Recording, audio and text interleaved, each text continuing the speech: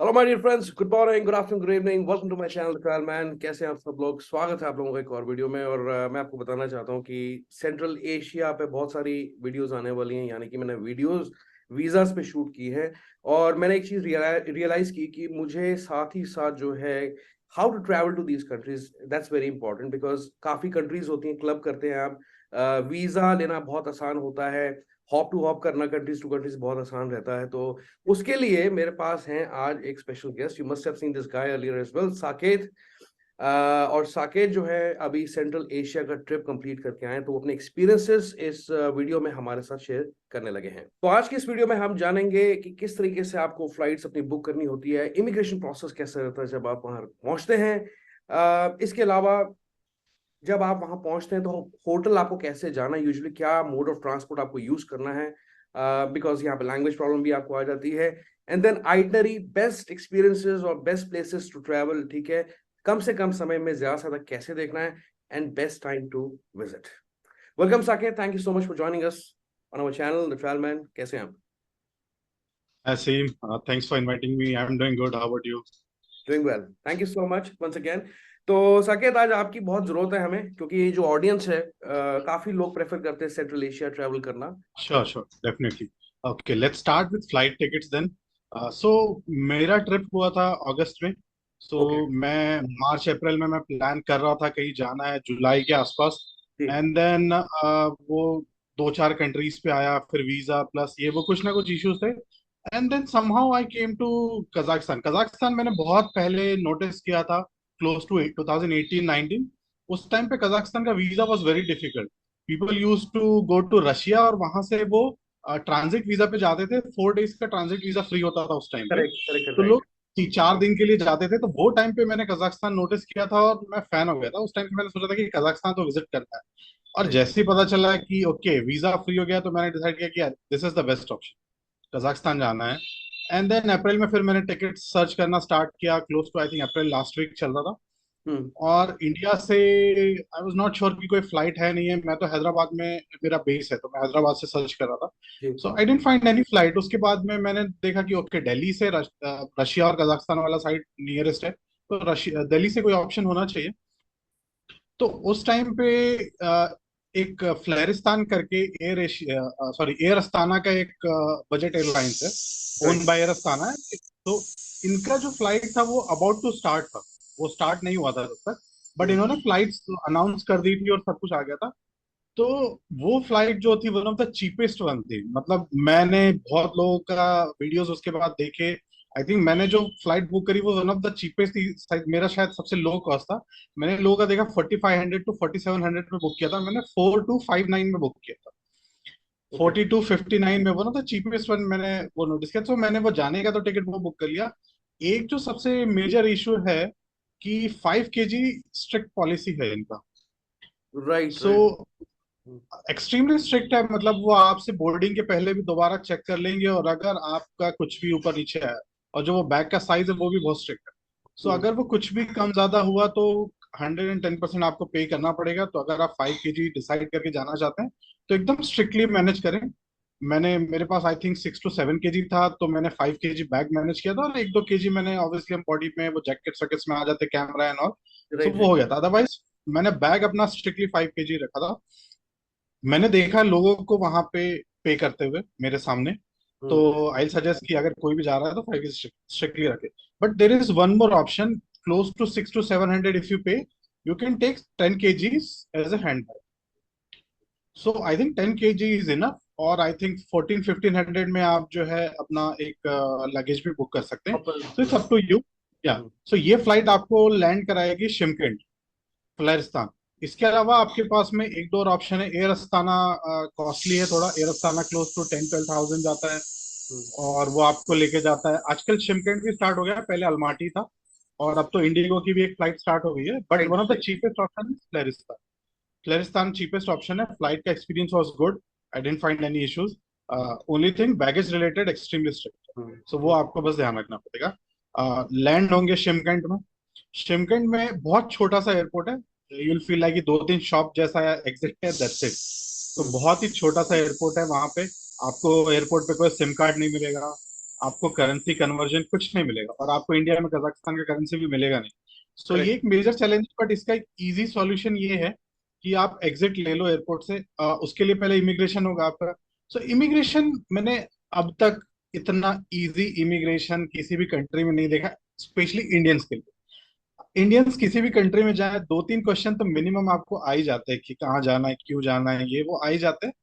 But यहाँ ये इकलौती जगह थी जहाँ पे इमिग्रेशन ऑफिसर ने बात भी नहीं किया। उसने पासपोर्ट मांगा, आपने पासपोर्ट दिया, उसने लिया, उसको कोई मतलब नहीं है आपकी फ्लाइट टिकट, होटल टिकट, कुछ नहीं, उसने स्टैम्प मार के दे दी। और आप अगर रिक्वायरमेंट में भी देखेंगे, कहीं कोई ऐसा स्पेसिफिक रिक्वायरमेंट मेंशन नहीं। इवन दो ये 14 डेज का स्ट्रिक्ट है, आई सजेस्ट कि आप रिटर्न टिकट 14 डेज के अंदर ही करें। बट ऐसा कोई स्ट्रिक्ट वहां पे ये नहीं है, कुछ नहीं है। मेरा रिटर्न टिकट था उज्बेकिस्तान से। तो एनीवेज स्टिल मेरे से ऐसा कोई क्वेश्चन पूछा नहीं। मैं लैंड बॉर्डर के थ्रू उज्बेकिस्तान जाने वाला था।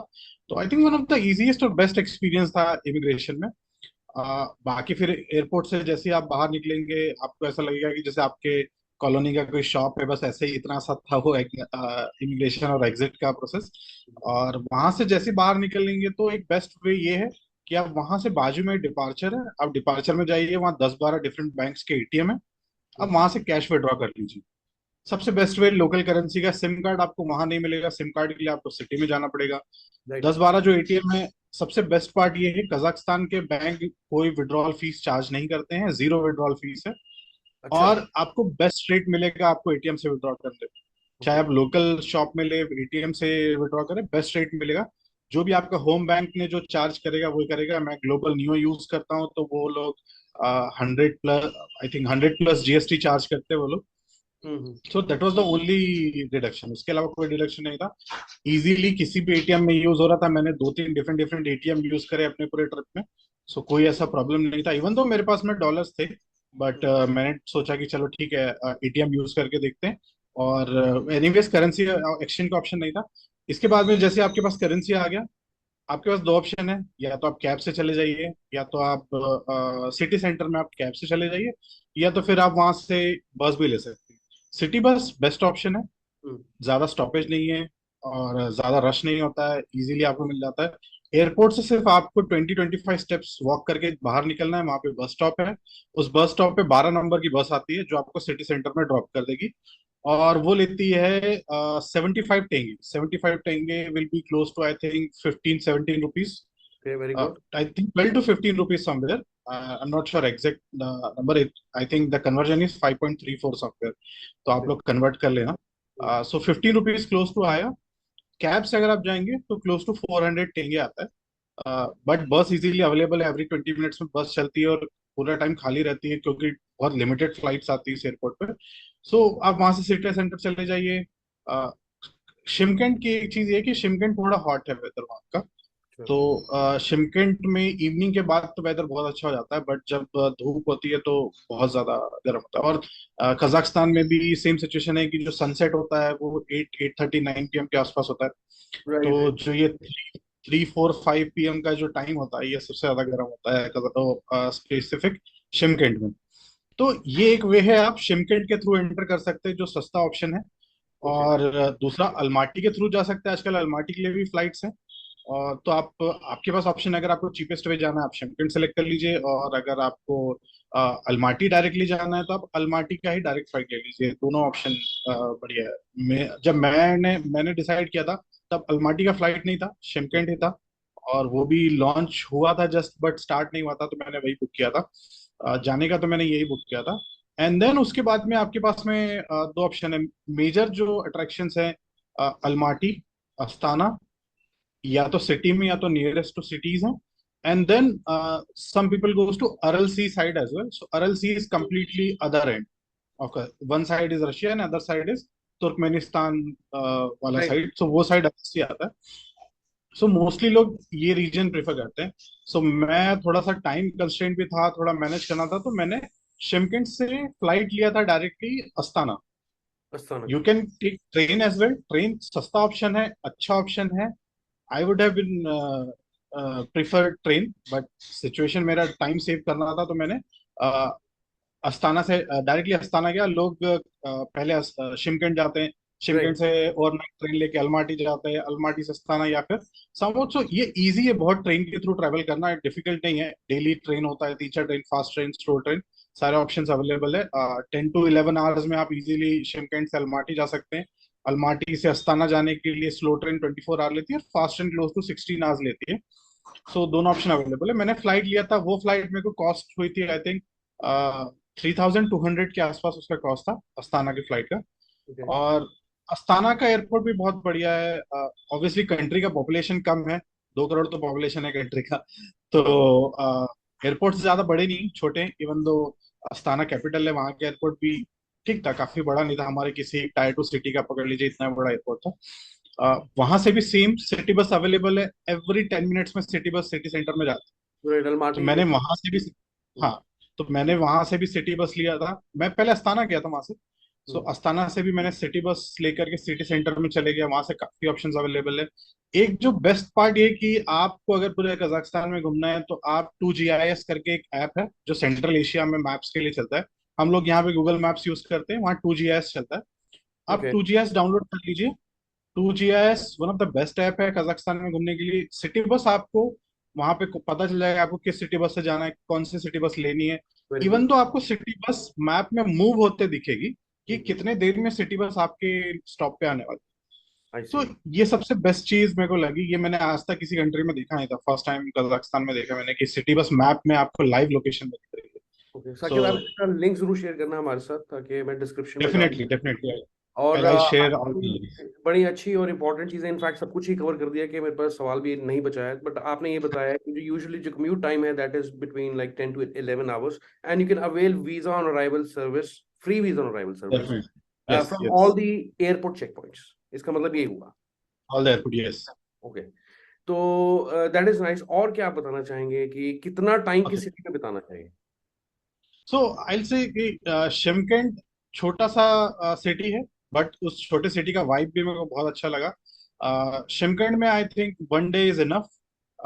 मैं आफ्टरनून में पहुंचा था, मैं नेक्स्ट डे मॉर्निंग का मैंने टिकट बुक कर लिया था। तो आई थिंक मेरे को लगा कि शिमकंड में ये टाइम सफिशिएंट है।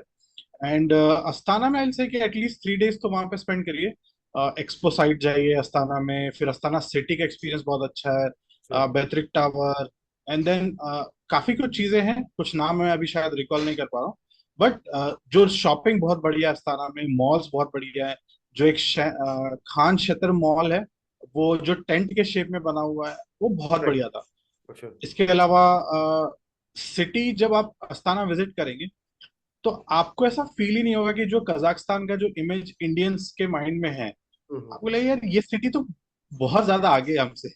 ये अच्छा। कहाँ आ गया, हमें ऐसा लगेगा कि ना इतना कुछ डेवलप्ड है चीजें वहां पे। प्रॉपर आपको दिखेंगे लेन्स, लेन मार्किंग प्रॉपर दिखेगी रोडों पे, लोग प्रॉपर लेन्स फॉलो कर रहे हैं।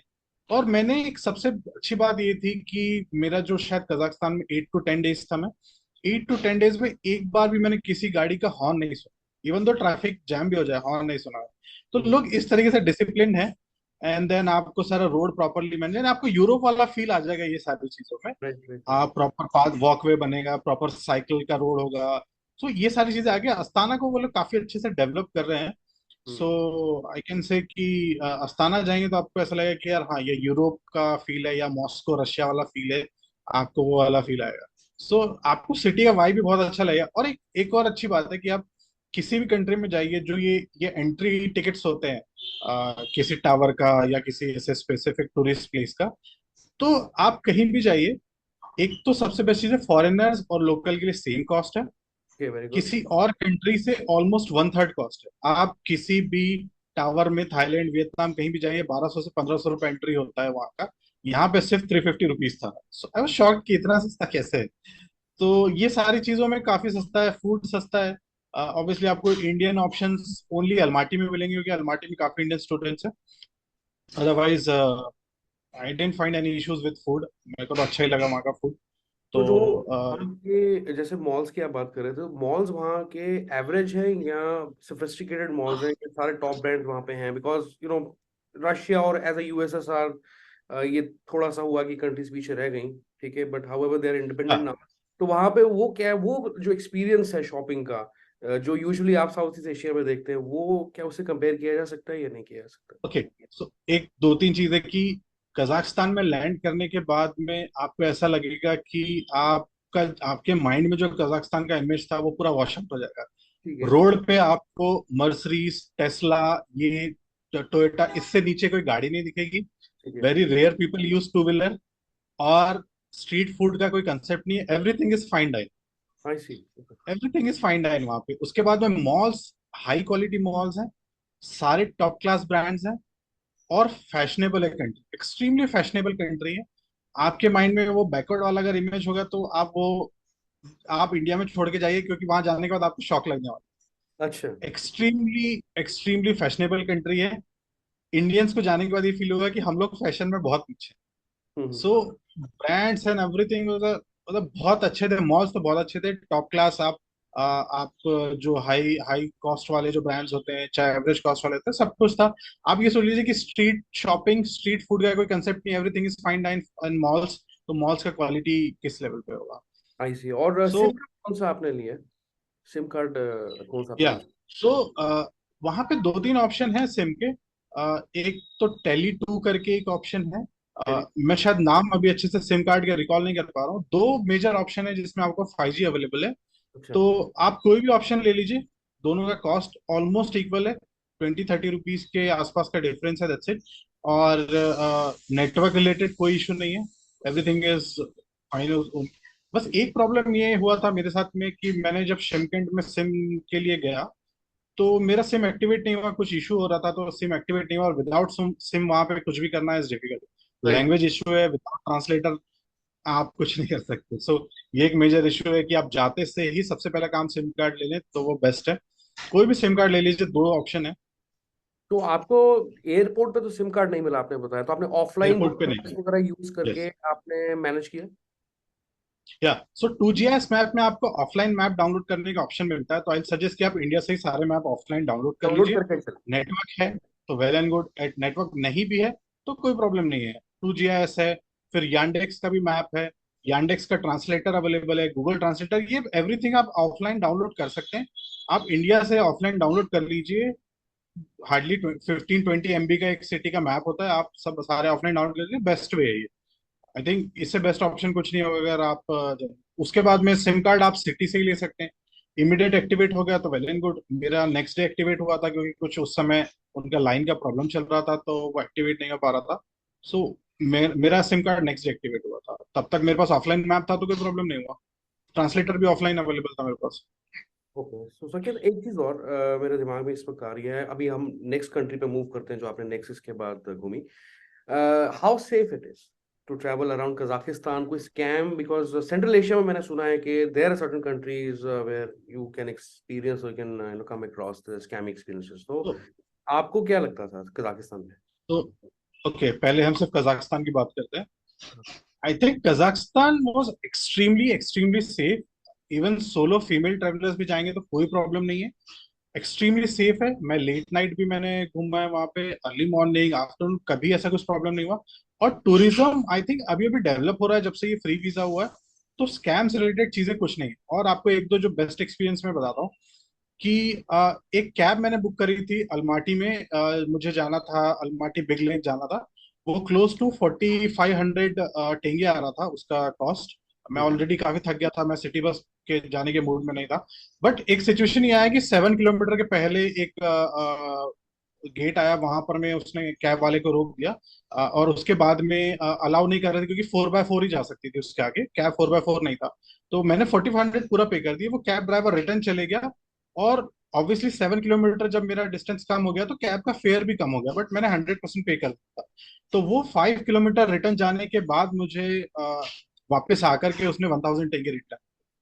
सो इतना ऑनेस्ट है लोग, ऑनेस्ट है, हेल्पफुल है। इवन दो लैंग्वेज नहीं समझता है, हेल्पफुल है। सिटी बस का एक प्रॉब्लम ये है कि सिटी बस में कार्ड चलता है या फिर आप QR कोड स्कैन करके पे करते हैं। तो अगर आपके पास ये ऑप्शन नहीं है, आप ड्राइवर को कैश दे देते हैं। बहुत बार ड्राइवर आपसे वो भी नहीं लेता, आपको सीधे जाके बोल देता है बैठ जाओ। तो ये सारी चीजों में कोई प्रॉब्लम नहीं है। आई हैवंट सीन कोई स्कैम है वहां पर में। और उसके अलावा एक्सट्रीमली सेफ है, लोग हेल्पफुल हैं।